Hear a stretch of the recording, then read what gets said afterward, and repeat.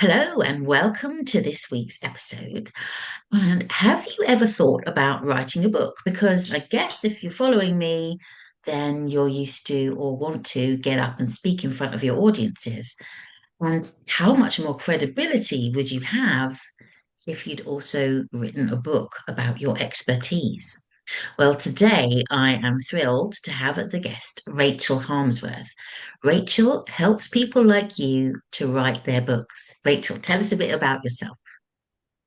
My name's Rachel, obviously, you know that now. I originate from all over the place, but I'm currently living in Somerset, UK, on a lovely farm with horses and pygmy goats and Christmas trees, funnily enough, Yay. in the fields outside to my right. Um, with my little dog, Socks, who's 9 inches tall and thinks he's my head of security. So you may hear him or see him at some point during this podcast. And I've been an author in one form or another for about 20 years now. 15 years ago, I wrote my first fiction book, having entered lots of competitions and won a few with short stories previous to that, and done some journal articles. Um, yeah, it won a really nice award of You Write On Book of the Year for its first chapters. And so I thought, oh, I better get this published then. So I did. Um, After that, I started teaching people how to write fiction. So I was a creative writing tutor for a long while. And then I pivoted in the infamous March of 2020, when everybody suddenly Oh, had to stay indoors. I yeah. pivoted on and started writing business books with people, because they were the contacts that I had online were all business people wanting to write their business books, and I thought there's something in this. So yeah, that's where I am today, is helping people, as you've said, write their business books. Fantastic. And I think it's fair to say that you and I work in a similar way because, Mm, yes, we can teach you all the techniques, but um, there's a lot of mindset, if you want to use that word, that comes into it as well. So what do you find are the biggest blocks people have when it comes to writing their business book? Yeah, the biggest one is people say, I haven't got time to write a book. Mm. And when I point out to them that if they just took 15 minutes a day away from watching TV, 15 minutes a day away from scrolling on social media, 15 minutes less housework, and 15 minutes less sleep, getting up 15 minutes earlier or going to bed 15 minutes later, that makes an hour a day to write. And if they wrote for an hour a day, that's at an average sort of speed, that's an entire novel in 6 months, or an entire business book in maybe 3 months.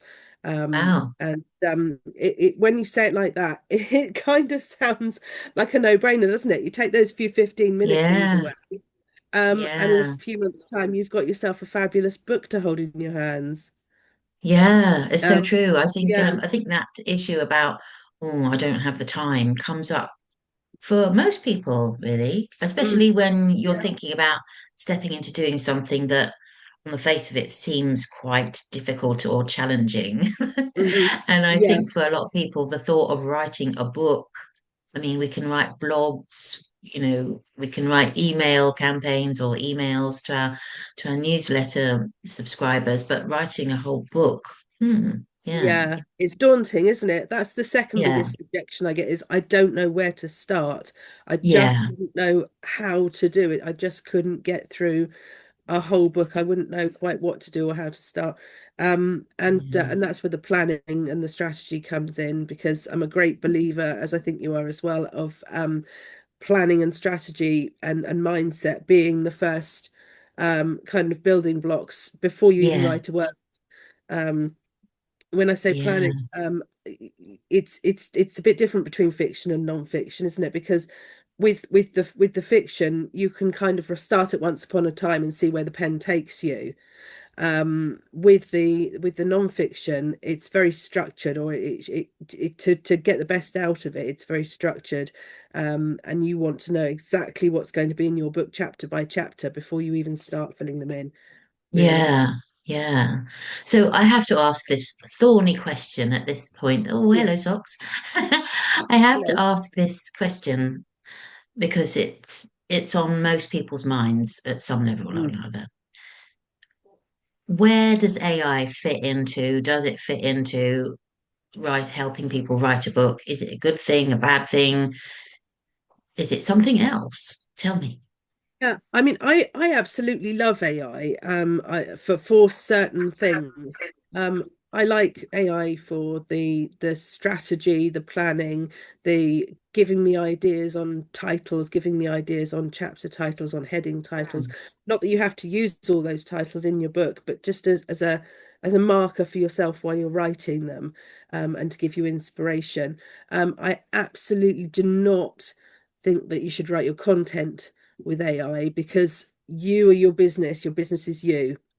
yeah, And your content has to come from the heart and soul to really speak to the people you want to be reading your book. Um, yeah. And I think it's but important that it comes out in your voice as well, doesn't it? Oh, it's essential. Yeah, yeah. Because I mean, if you think about it, if you put a post out on social media in a robotic AI voice, you're going to either attract the wrong people or attract no people at all. And it's the same with your book. You're putting a book out there in a different voice to yours. People are going to read it. They're either going to go, "Oh, this sounds a bit AI," and that's going to discredit you completely, or they're Mm, going to go, "Oh, this doesn't sound like such and such's voice. Maybe she got someone else to write it for her, or maybe mm. it's, or they don't know your voice until they've read it, and then they think they know your voice, but they don't, if that makes sense. It certainly does. I was thinking this morning before we hopped on this call about because I often read autobiographies. Mm. Um, and I was thinking about the ones that stick with me are the ones where I can hear their voice on the page. Yes. So I recently read Kathy Burke's memoir. That was very strong in her voice. Yeah. Bridget Christie, and I've read her book and again really heard her. And another one, Fern Brady, she's a Scottish comedian. Just yeah, she was all over it. Yeah, I could literally hear them as I read it. And I think Mm. that builds up so much more connection. And as a reader, you feel like you know them better. Yeah, Absolutely. yeah, Yeah, yeah, absolutely. And even if you've never heard this person speak before, you get an image in your I was going to say in your mind, in your ears almost, yeah, of of what this person's like, what this person's kind of values are, by their voice and what they're saying as well. And you know yeah, when you're reading somebody's true voice, whether those values match with yours and whether you want to take it further with this person, meet them, speak to them, whatever. And if those values just aren't coming through because you're using AI or something like that, um, yeah, people aren't going to pick up on that and match with you. yeah, definitely. Yeah. I think it's a great skill, isn't it, to be able to, I think similarly standing on stage and being yourself and not trying to emulate someone else or be who you think the audience wants you to be. Yeah. Just to be you is a skill. And then I think if you crack that on stage, you can probably crack that as a writer as well. Oh. Yeah, I mean, standing on stage is something that I was able to do for 30 years in an amateur dramatics group, playing other parts, playing other people, but standing on Mm, stage as myself, and speaking about me or about my business or whatever, I find really tough actually. yeah, And I'm working with someone at the moment to overcome that. Um, yeah, because I've had a couple of bad experiences in the past of standing on stage, going to give a talk or whatever, and really messing it up big time. And mm, those narratives come back to me now whenever I'm invited to do a talk or anything like that. One to one, I don't have a problem. I can talk the hind leg off a donkey, as you know.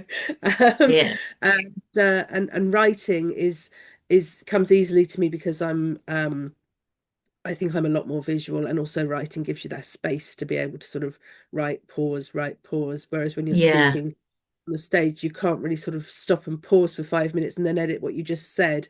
Yeah, yeah. It feels Well, you safer. could, Rachel. It would be a different approach, wouldn't Would, it? wouldn't it? Yeah. Yeah. Writing feels Yeah, safer somehow because you can yeah, get everything that you want to get out on paper without without having to worry about getting it exactly right first time. yeah. And that whole concept of, you've been on stage, acting in a role. It Mm, was fine. And you get on stage as you, and it's suddenly mm, like, what the hell? This is yeah. exactly why I started doing what I do, because I've been on that journey myself. So I too, used to do quite a bit of acting for amateur dramatics. I went to Mm, drama school for a bit, and went to university and studied English and drama. And all the skills I learned from doing that, you'd think would be helpful if you're going to stand on stage and talk about your business. But actually, they all just went out the window because I was like, I don't yeah. know who I'm supposed to be. How Yeah. do I be me in front of an audience? So yeah, yeah, that's exactly why I do what I do, and I think it's fantastic that you help people to find their voice in their writing as well. Mm, I was mm, also thinking about Irvin Welsh, whether you love him or hate him. He's one of my favorite authors because I just think that his skill as a writer is phenomenal. Because I don't know if you've ever read any Irvin Welsh, but quite often each chapter is a different character, and as mm, soon as the first sentence, you know which character it is because of the way it's phrased, certain vocabulary that they use, etc. There's a kind of an emotional resonance in the words that you could pick up who is speaking. So yeah, mm. I think that's really, really an amazing talent to have. But Yeah, if people can definitely. just take it on board and let their own voice shine out in their text, I think Yeah, that's I think a lot of people find it hard to know exactly what their voice is. mm, Everybody else listens to them, but they don't listen to themselves necessarily too much. And I mean, you hear the amount of people that sort of say, "Oh, I heard myself on a recording and it didn't sound like me at all," because you just don't really listen to yourself. And it's the same yeah, with book writing until you've really, really written stuff and practiced, even if it's just shopping lists and short paragraphs about your day and journaling and things like that, until you've started really sort of writing stuff down and reading it back and saying, right, oh, that's how I sound, writing as if you're talking to the paper, yeah, reading it back and saying that's my voice, then that's how I sound. yeah, It is an incredible talent, as you say, to actually put other people's voices on the page as well and make them all very different to each yeah, other. yeah, But I think even more of a challenge in some ways to put your own voice on the page, definitely. yeah, definitely. And so, what are there any tips that you would advise people to take up if they're thinking about, I want to write a book over the next year, or in a year's time, I want to sit down and write a book? What can they be doing in order to prepare? Yeah, I mean, reading books in the sort of genre that you want to write in is a really good Mm, start. For me, I've read other business books and business books about writing business books and things like that, books about writing. And I've developed an idea of um, other people's voices and how mine is different to theirs, and how where I can be unique and where I can be different to other mm, writers in the same genre.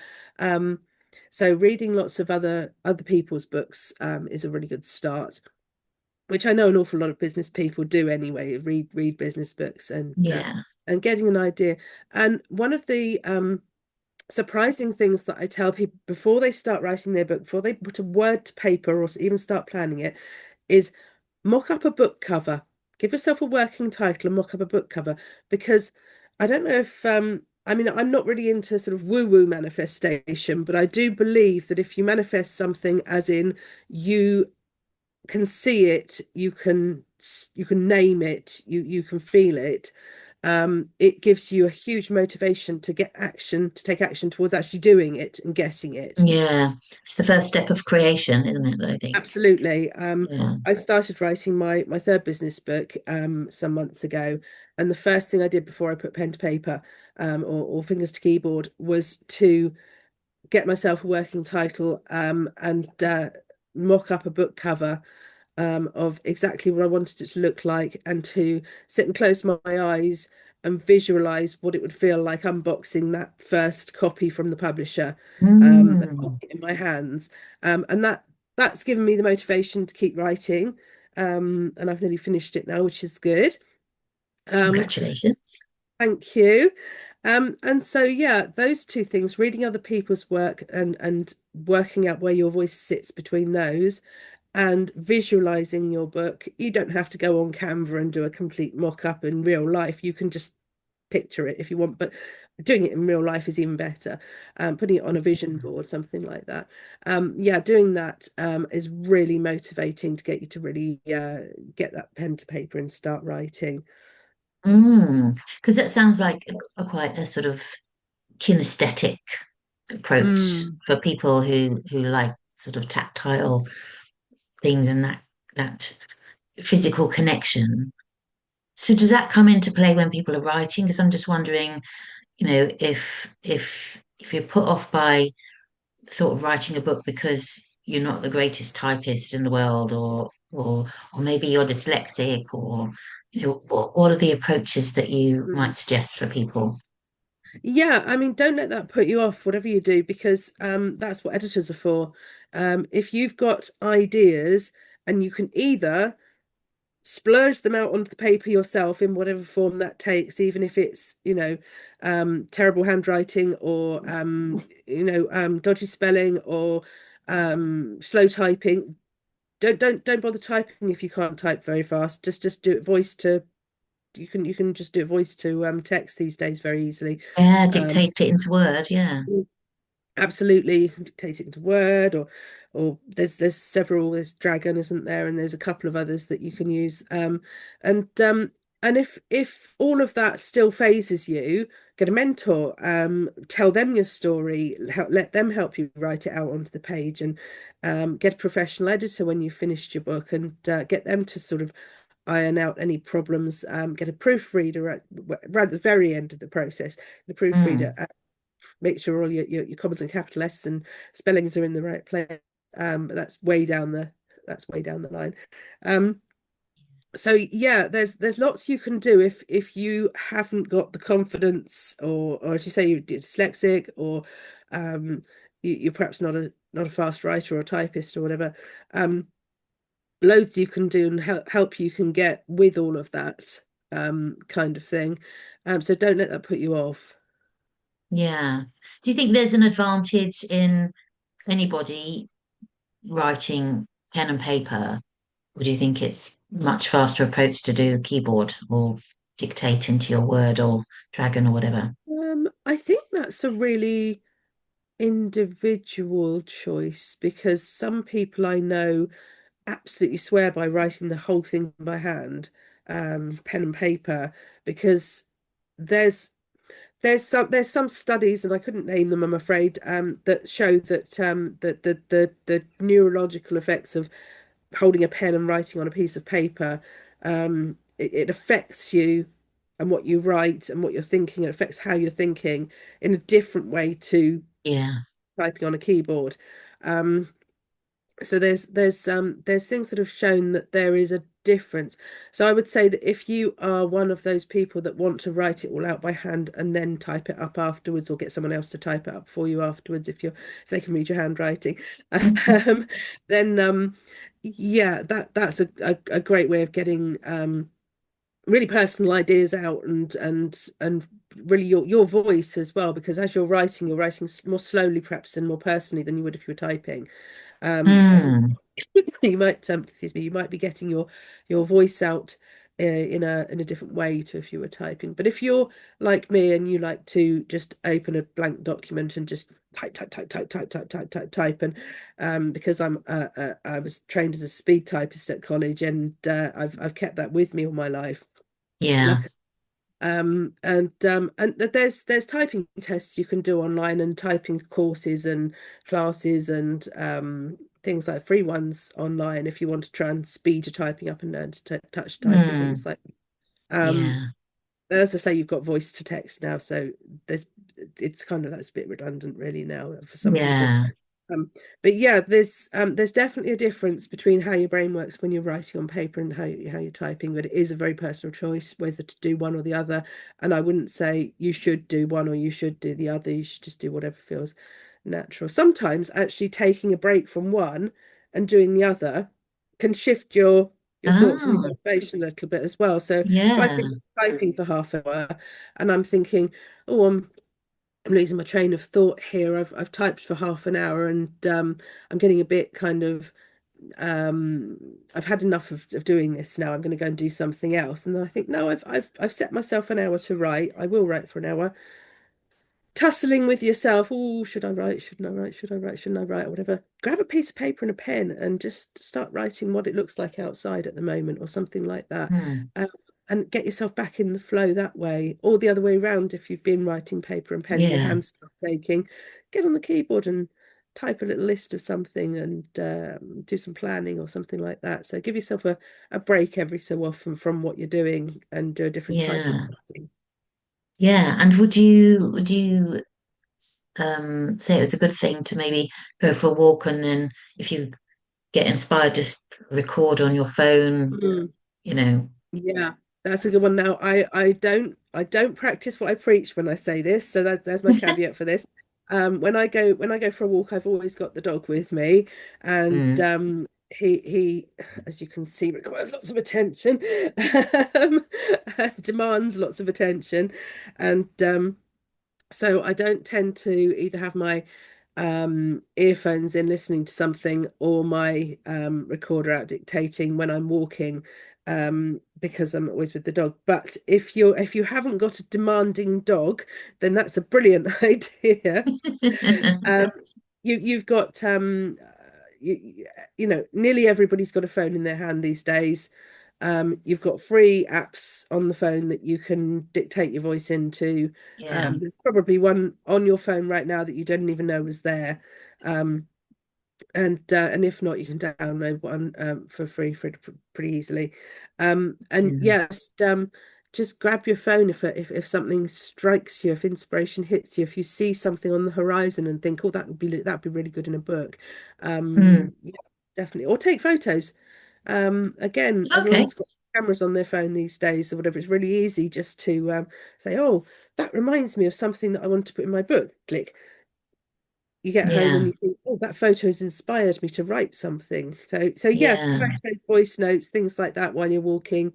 Um, Great idea because you're in a different environment. You're going to think and write differently to how you would if you were just sitting in your office 100% of the time. Yeah. Yeah. Yeah. Yeah. And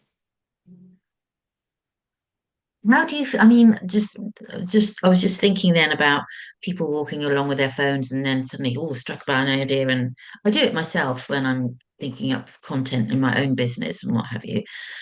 And sometimes I just want to leave everything behind and switch off. So Mhm. sometimes I go out without my phone just so Yeah. that I can just focus on something else. So the idea of writing a book can feel all consuming. Mhm. Um, so what are your tips for turning off every now and then? Yeah, yeah, you're absolutely right. I mean, if you can turn off writing books by reading or listening to other people's books, that's great. And that's my kind of busman's holiday is when I'm not writing, I love to listen to audiobooks and podcasts. Yeah, If that's still too much within the scope of writing and you want to turn off completely, yeah, go and spend a day at the beach without your phone or something if you're lucky enough to live mm, near one. Yeah, take the dog for a walk, take yourself for a walk, do something else. Absolutely have a break. I mean, when you're actually in the process of writing, don't write for more than my tip for taking breaks in that sense would be don't write for more than about 20-25 minutes at a time. Give yourself, if okay, you've got a 2 hour slot in your diary, and I'll get to the diary in a minute because that's really important as well. If you've got a 2 hour slot in your diary to write that day or do writing activities that day, set yourself a timer. It's the Pomodoro method. A lot of people will have heard of that. Um, Yeah. set yourself a timer for 20 minutes and then another timer for 5 minutes and set them off at different times or whatever, Mm. or go on to pomodoro.com and there's a timer on there already that you can set Yeah. up. Um, and just sprint right for those 20 minutes. Try and get it all out onto the page. If you're doing a first draft, just get it all out without editing it. And then take those 5 minutes away from the computer or away from the page, have a cup of tea, go to the loo, whatever you need to do. Come back, another 20 minutes, 5 minutes, another 20 minutes, 5 minutes. And every Mm. three, I think they recommend every three lots of 20 minutes, have a longer break, 10, 15 minutes or something like that. Yeah. Yeah. So you can get about 5 sessions within those 2 hours, and you'll write more. You'll probably write more in those 5 sessions than you would if you just sat down for the entire 2 hours and tried to force yourself to keep writing, keep writing, keep writing. Yeah. Yeah. So, So true, that's- isn't it? Yeah. Yeah, and yeah. that goes for doing anything, I think, not just Oh, writing, yeah, but whenever yeah. you want to focus fully on something to allow yourself to have those breaks. I think it was a few years ago, probably coming up maybe about 8 years ago, I read Dr. Rangan Chatterjee's book. I think it's called The Four Pillars or The Three Pillars. And he described, because he's a GP in the UK, um, he described his GP life, and obviously it was overwhelming, super busy. You know, the waiting room was always full of patients. But he got to the stage, I guess he was getting to burnout, and he thought, I would have to give myself a break. So he would just get up and go for a 15-minute walk every now and then. And he said that the reception staff in the surgery were not happy about it, and they thought it was pretty awful for him to do that. But he went and he had his 15-minute walk around the block, and then he came back and he came into the surgery, and he felt that he was much more present for Mm, his patients, that he had much more focus, and they got much better outcomes from mm, sitting with him for the allotted 5 or 10 minutes or whatever it is. And so I think the lesson there is that none of us need to be a martyr to whatever we're trying to achieve, mm. but taking ourselves away from it can just like freshen up your brain so that you can apply yourself once again fully. Yeah. Absolutely. Yeah. Yeah. Focus is harder these days than it's ever been, with the event of the internet and social media and so on. We've all got shorter attention spans than we used to have. And certainly I know a lot of women of my age are sort of struggling with brain fog and menopause and Mm, shorter attention and focus or whatever due to that as well. yeah, Something sure. that can happen to anyone at any age, obviously, is just the scrolling, the scrolling, the scrolling, and then the sort of Yeah, trying to focus on something. It's Yeah, we've all got shorter attention spans, I think, than we used to have. yeah, And so just deliberately creating those blocks and those breaks is is definitely a yeah. help. Yeah. I just, And I just had, I just had an idea, Rachel. mm, Let's fling this out there because there's a lot of talk at the moment about reducing access to social media for younger people, yeah. and I just thought, lots of us adults have fallen into the trap of doom scrolling, and suddenly, oh, where did that hour go? Like, oh, that's an hour of my life I'm not going to get back, and I haven't really learnt or encountered anything of value what I'm Mm, just doing. Thinking, what about if they introduced that social media platforms, and depending on what time zone you're in, but they're only available between such and such an hour and such and such an hour. what a brilliant See, idea. I wonder how much more productive people would feel, and how much happier and less Yeah. isolated people would feel if they Yeah. weren't just sat somewhere doom scrolling. Yeah. Yeah. And we can do that ourselves. We can block social media. There's apps out there Yeah. like Freedom, That you can block social media at certain times of the day or certain Yeah. sites for a certain length of time and things like that on your phone and on your desktop and on your tablet and all the screens you've got in the house, because everybody's got multiple screens all over the place these days. Block Mm. them all on an app like Freedom, and shut the dog out. Um, and um, and diary yourself, your writing as an appointment. That's what I was alluding Yes. to earlier, saying Yeah. diarying. Um, put your, if you use Google Calendar, if you use a paper diary, if you use whatever, um, put your writing slot in as an appointment and put it in Yeah. the same font or color or text as you would your GP appointments or your hospital appointments. So if your hospital Yeah. appointments are all in red because they're the super important ones that you cannot miss, put your writing appointments in that color too, or in your head, just think of them as being, a really Yeah. important red color or whatever. Um, Yeah. and keep them as if they were those important, well, they are those important appointments or whatever. And if you have to reschedule, if something comes up like a real hospital appointment or something, and you absolutely have to reschedule it to as near as possible the time that you were going to do it. So the next Mm. day, like that. And try again and keep those appointments, but having them written in your diary, not just thinking, oh, tomorrow, well, I think I'll try and write for an hour at about 10 o'clock. Mm. Put it in your diary, 10 till 11, writing time.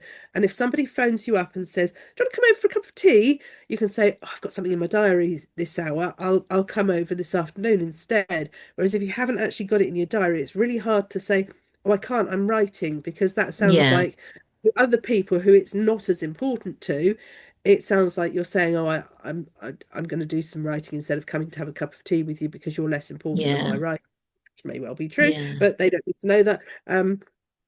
If you've got it in your diary, you've got an immediate out of helping someone else with their washing, dog, kids, whatever you're being asked to help Yeah. someone with. Exactly. I've got something in the Yeah. diary for the next hour. I will come over and help you later. It sounds a lot more firm than I'm just writing at the moment, you know. Yeah. There's no just about it, is there? Let's say it. Yeah. Absolutely. I mean, this Mm. is what people tend to use words, and one of my things that I do with people in the beginning of the programs that I run is, as we said earlier, mindset. And I've got a diploma in NLP, and so I use a lot of NLP, Mm. reframing, mindset reframing. Yeah. And one of the things that we do is we stop saying words like, "I should be writing," and we say, "I will Mhm. write." And we stop things like, "I'm just writing at the moment." And we say, "I'm writing at the moment, and it's really important." Because and I can't write. Things that people say to themselves. I Yeah. can write because I've written before, and I know I've done it before. I've got proof. That kind of reframing is really Yeah. important. Yeah. Yeah. Rachel, I wanted to ask as well, because we mentioned earlier about, how people are already writing maybe blogs or they've an email Mm. newsletter. How do you suggest, or do you suggest that people dive into their archives of what they've written before? Because maybe there's a lot of content in there that can be used in the book. Mm, definitely, yeah. I mean, I wouldn't say it's a good idea to go through your blogs and paste and copy them as if they're chapters, because you are Yeah. just a book that feels like a list of Yeah. blogs. Um, but definitely, if you've got 6 months worth of blogs, whether it's half a dozen blogs or 100 blogs, sitting there, and if they're in your voice and you've written them, and they're obviously they pertain to your business, and they're relevant, absolutely go through them, rewrite them into a paragraph of the book, rewrite them into a chapter, rewrite them into pick out lines from them even to use Yeah. in your book. Inspiration from your own blogs. And the same with if you've done podcasts, if you've done YouTube videos, things like that, re-listen to Mm. them and think, oh, I could put that in my book. I'll just listen to that one more time, and then I'll rewrite it into whatever chapter it seems appropriate to go in. So Yeah. yeah, I would say be careful when repurposing stuff into your book that you don't literally just sort of copy it and paste it in, but Yeah, use it as a thought exercise, definitely. Yeah. yeah. And what do you say, Rachel, to all of those perfectionists out there who've maybe started writing a book, have probably got quite a lot written, Mm. but it's just not good enough? Yeah. Yeah. People come to me and say, I've had a book in the drawer for 2 years now, and I'm scared to take it out again because I think I'll read it back and it won't be very good. Or people come to me and say, I've got half a draft of my first manuscript, but I'm really stuck on it because I just need to make this half, I need to make the first half better before I can write the second half. I need to I need to edit chapter one before I can start chapter two and make it perfect. Um, which is a great thought. Let's all have absolutely perfect to the letter books or whatever, but it doesn't exist. As you Yeah, know, as I know, as everyone listening knows, perfection doesn't exist. What's perfection to one person could be not perfection to another person, so it can't yeah, exist in globally. um I would say when you're writing your first draft, which is the place where, everybody has to start after the mindset and after the planning, the first draft is where people are going to get their words out on the page. Um, don't try and edit it as you go through it. Don't try and make it perfect as you go through it, because if you spend 3 weeks perfecting the second half of chapter three, and then when you get to chapter four, you realize that you didn't need half of that and you delete it, um, you're going to be a lot worse off than if you write the whole draft of the whole book first and then decide which bits you don't need and you're going to delete and then perfect it or edit it. Um, yeah, so yeah, I would say leave the editing very much until last. A lot of people I know edit line by line.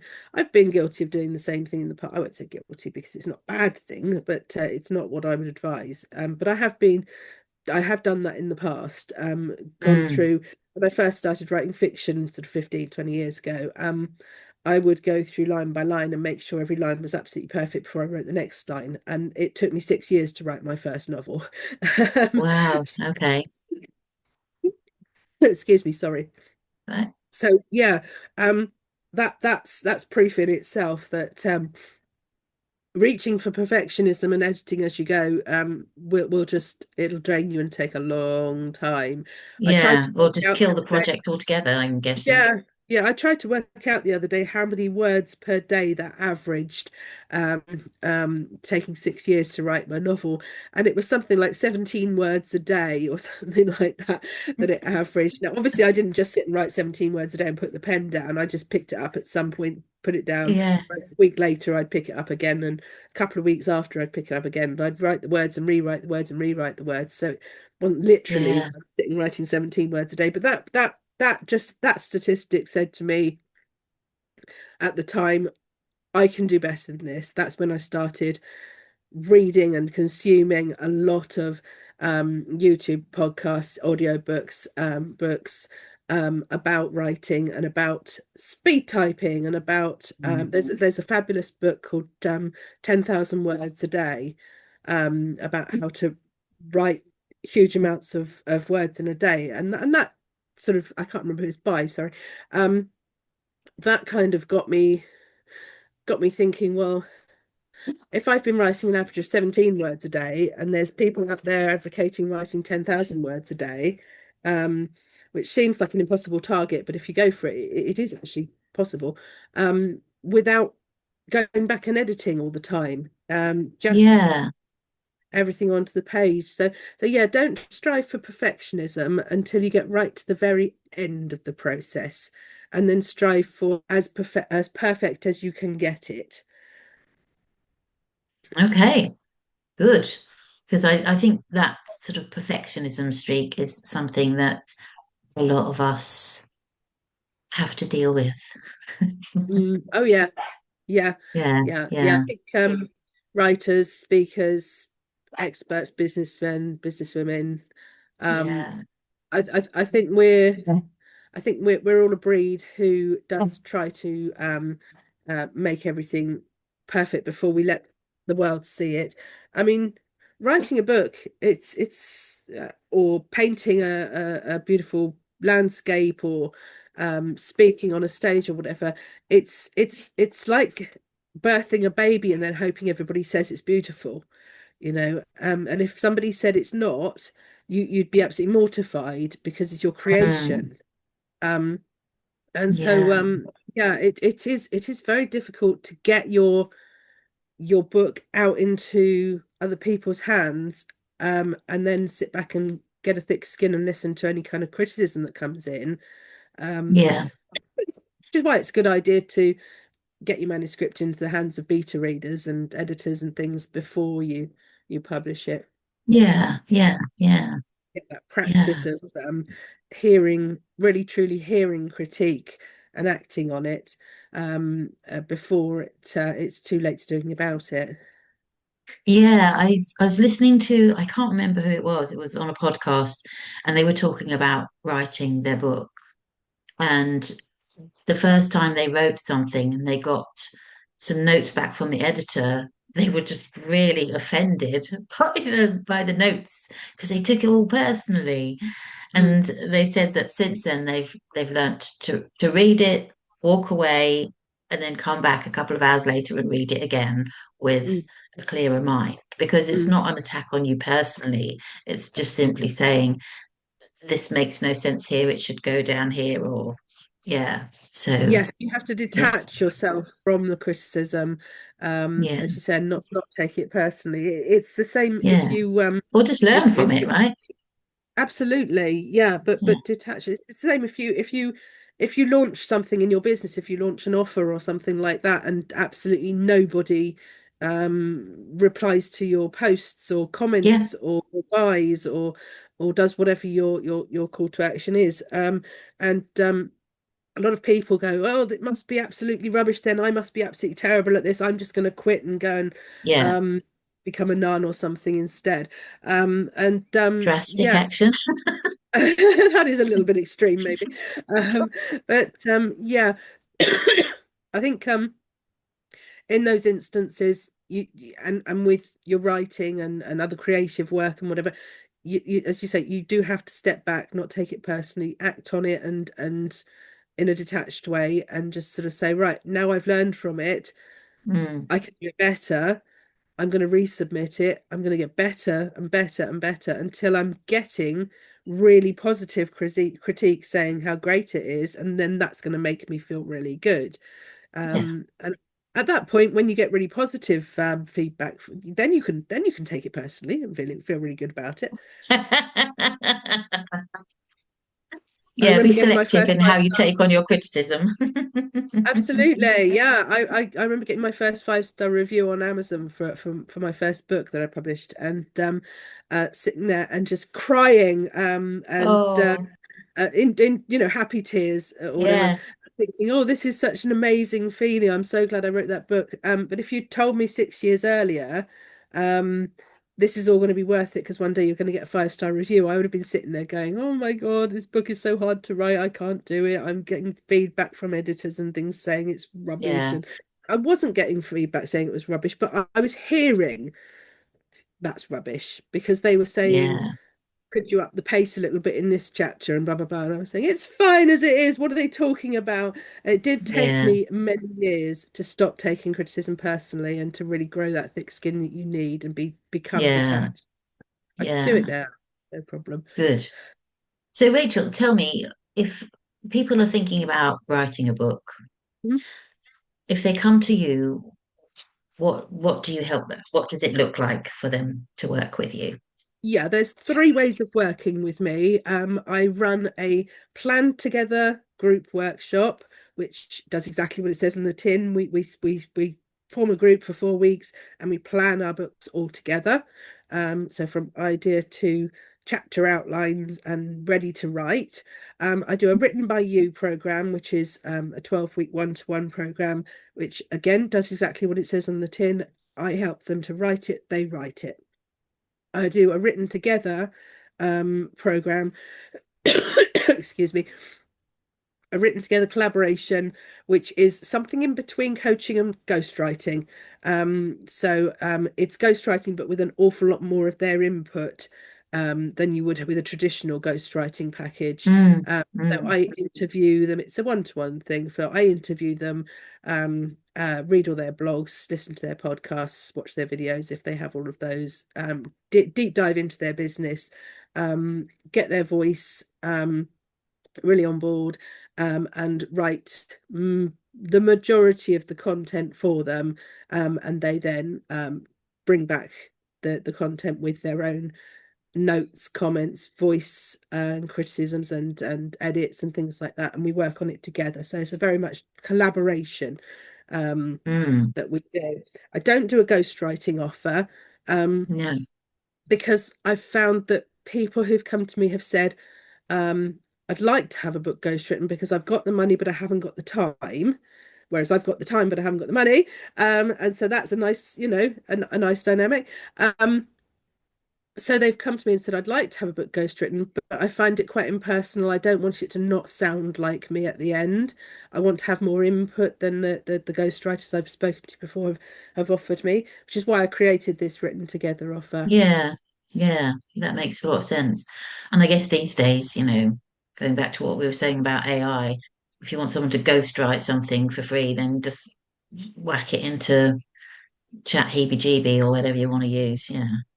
Don't do Do it. it. Don't do Don't do it. it. I mean, there's if you wanted to write if you wanted to write an ebook, for example, a 10, 15,000 word ebook, on how to change the gears in a Ford Fiesta, by all means, stick it into ChatGPT and get the basics out and then rewrite it into your own voice or whatever. But if you want to write a thought leadership book about your business with your story, you need to be a part of that. You need to be a Yeah. much bigger part of it than just telling Chat to write it for you. Definitely. Yeah, absolutely. And I think that, like you say, AI can be super helpful in Mm. all sorts of areas of a business, but we need that human resonance, don't Mm. we, Mhm. to really land with audiences, whether that's you speaking, whether that's you writing a book, or yeah, or creating something as well. I think. Mm. Yeah, yeah. Interestingly, I was talking to a woman a couple of weeks ago. We just got chatting, and she said that she worked in advertising. And she said that a lot of the jobs in the organization she works for had all gone because of AI, and she was expecting imminently to be made redundant because of AI. And I was like, well, that's a bit crap. Mm. And then she turned around and she said to me, but ChatGPT is so great if you're looking for some therapy, I use it as my therapist and it's amazing.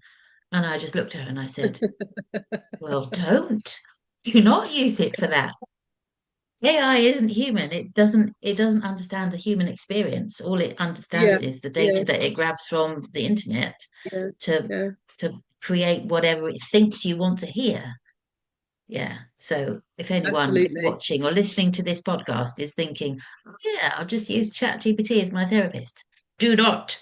You're making a therapist redundant by doing that. Yeah, exactly. And you're also missing out on that human connection. Absolutely. Yeah, yeah.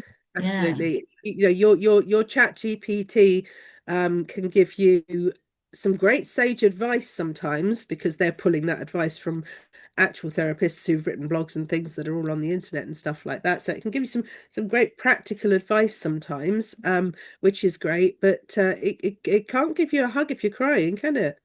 No, exactly. But it's also like I think in all sorts of careers and professions, we can all learn stuff. We can all, read textbooks. If you're a lawyer, you can read up, all the old cases from history and see what the outcomes were, etc., etc. But if you get a case or if you have a client in your own business where things aren't working out like you were expecting, it might be a challenging time. Rather than go and ask ChatGPT, why don't you go and ask someone else who has experience of working with clients over a long period of time? Go and Yeah. talk to, your older colleagues or your more experienced colleagues. They don't have to be older necessarily to be more experienced, but go talk to them and Mm, they will understand what you're going through and they can help you navigate the issues that you're facing. Don't let yes. ChatGPT or Claude or yeah, yeah, They do have their place. They do have their they uses, and I do. absolutely Yeah, love using Claude to help me build my website. To not the content again. We're to like the book, the planning, the strategy, yeah, the design, not the content. The content's mine. Um, mm, but yeah, the these things do have absolutely fantastic uses. And like you're saying about the lawyers having to read big textbooks full of cases and things, you can put that case note into, or that case title or whatever you call it, into GPT now, I'm sure, and say, can you summarize this case and pull out all the points that I need for this case that's similar, yeah, whatever. And you could probably, if you had 1 hour before your court appearance, you could probably go and do that and win your case that way, or whatever. So they do have those uses, um, but you can't get them to say you need to stand up in court and say this, and this, because yeah, that's really kind of human voice, powerful sort of human voice thing that you need there, and yeah. uniquely you. So, Rachel, anyone who is thinking about writing a book or is in the process and finding it difficult and wants to get in touch with you, how do they get in touch with you? So my website is writeyourbusinessbook.com. So it does exactly Nice. what it says on the tin again. I like to keep things really simple. So Yeah. writeyourbusinessbook.com. My contact details, and a contact number on there. There is a form on there that you can fill in to get a 45-minute free strategy call with me if you're interested um, in that. Um, I'm on LinkedIn at Rachel J. Harmsworth. Have I got an Cool. echo? No, I think it's fine. Yeah. Okay, So sorry. I will add all of those contact details to the show notes. So anyone who wants to get in touch there. And also, if you have found any parts of this conversation uh, provocative or thought-provoking, or you have any comments at all, do pop them in the comments. I'd love to hear from you. And do get in touch with Rachel if you are on a journey to write your own book. So, thank you so much, Rachel. It's been an absolute pleasure to have you on today. And yeah, I will speak to you soon. And for everyone else, thanks for listening. Thanks for watching. Remember to like, subscribe, and share with your friends. Till next time. Bye.